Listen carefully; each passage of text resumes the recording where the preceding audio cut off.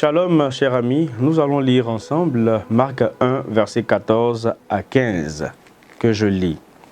Après que Jean eut été livré, Jésus alla dans la Galilée prêchant l'évangile de Dieu.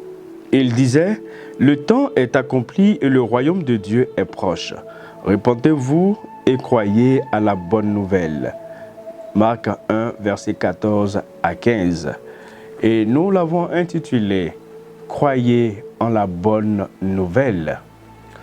Aujourd'hui, l'homme moderne ne se pose guère de questions sur le règne de Dieu.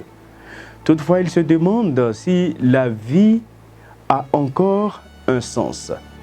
Cette perte du sens se traduit par la peur du lendemain, qui est liée aux conjonctures économiques et sociales, au risque de la guerre et du terrorisme, à la violence dans les villes et dans les campagnes. La vie quotidienne perd son attrait. Elle est ennuyeuse. Se lever, travailler, faire des achats, c'est-à-dire manger, faire la vaisselle, aller au lit, et le lendemain, le même scénario se répète. Dans la bouche de Jésus, le règne de Dieu a une résonance particulière qui touche l'homme au plus profond de lui-même et le conduit à un choix de vie. Dites oui à la vie, tournez-vous vers Dieu car votre vie a un sens. Le règne de Dieu rime avec conversion. Il n'y a pas de conversion sans la venue du règne dans le monde et dans le cœur des hommes. La venue du règne est ici une grâce de Dieu. Elle s'offre à l'homme.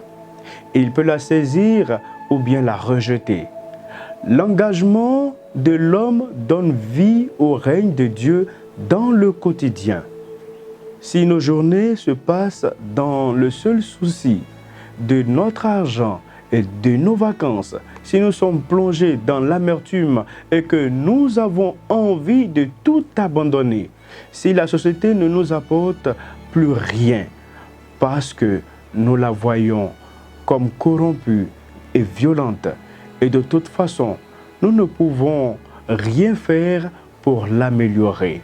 Si l'Église ne nous apporte plus rien, parce que nous sommes affligés de l'avoir contestée et divisée, si les changements nous font peur malgré nos refus des routines qui l'habitent, si nous doutons de la mission de l'Église et nous n'arrivons plus à annoncer le règne de Dieu qui vient, alors sommes-nous pas de ceux qui ne croient plus à cette parole de Jésus, balise du règne de Dieu, qui encore aujourd'hui et demain demeure? Voici, je suis avec vous tous les jours jusqu'à la fin du monde. Que Dieu vous bénisse.